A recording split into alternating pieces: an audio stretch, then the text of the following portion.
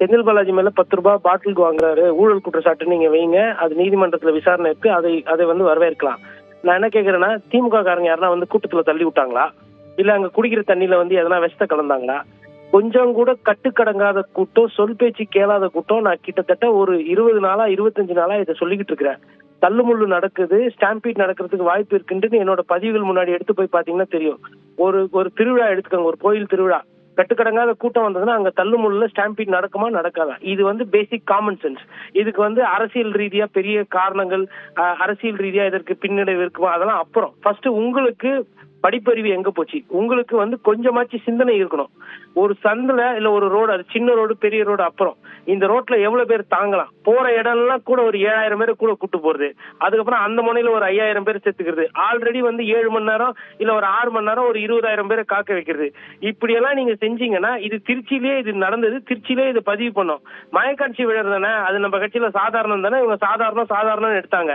திருச்சியில மயக்காட்சி விழுந்தாங்க, அரியலூர்ல மயக்கடிச்சு விழுந்தாங்க, நாகப்பட்டினத்துல மயக்கடிச்சு விழுந்தாங்க. இந்த இடத்துல மயக்கடிச்சு விழுந்தவங்க எழுந்துக்கல. இதுதான் நடந்தது. இதற்கு இப்பவும் பாருங்க, நிறைய பேர் தாவேகா ஆதரவாளர்கள் முட்டு கொடுக்குறாங்க. தயவு செய்து அந்த போக்க மாத்திக்கங்க. தாவேகா விஜய் அவர்கள் முதலமைச்சர் ஆவறதுக்கு வாய்ப்பு இருக்கு, அவருக்கு மக்கள் கிட்ட நல்ல பேர் இருக்கு, அந்த கருத்து ஏற்றுக்கொள்ளது, அந்த கருத்தை நான் வழிமுறேன். ஆனா தாவேகா தொண்டர்கள் இவ்வாறு நடந்துக்கிறது கொஞ்சம் கூட சரி கிடையாது. நான் களத்துல இருந்துட்டு நேத்து அங்க கரூர்ல தங்கி 2 நாள் தங்கிட்டு அதை பார்த்துட்டு பேசுறேன். நிறைய பேர் அங்க என்ன நடக்குதுன்னு தெரியாம இடத்த கொடுக்கல, அதனால இதாயிடுச்சு. இதே பெரிய கிரவுண்ட் கொடுத்திருந்தாலும் அந்த பெரிய கிரவுண்ட்லயும் இதையே தான் பண்ணிருப்பாங்க. அவங்களுக்கு ஒரு கூட்டத்தை, பொதுக்கூட்டத்தை எப்படி நடத்தணும்னு தெரியல.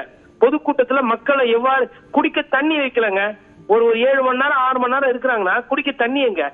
குடிக்க தண்ணி கூட வைக்க இல்லாம அதை மறைச்சிட்டு அதை பண்ணிட்டு காவல்துறை கடமை செய்யல. காவல்துறை, நாங்க இருந்த 2 வீட்டுல சொம்பு தண்ணி நான் வாங்கி கொடுத்தேன். காவல்துறையில ஒரு கான்ஸ்டபிளும் ஒரு லேடியும் ஒருத்தவங்க மயக்கடிச்சு விழுந்தாங்க.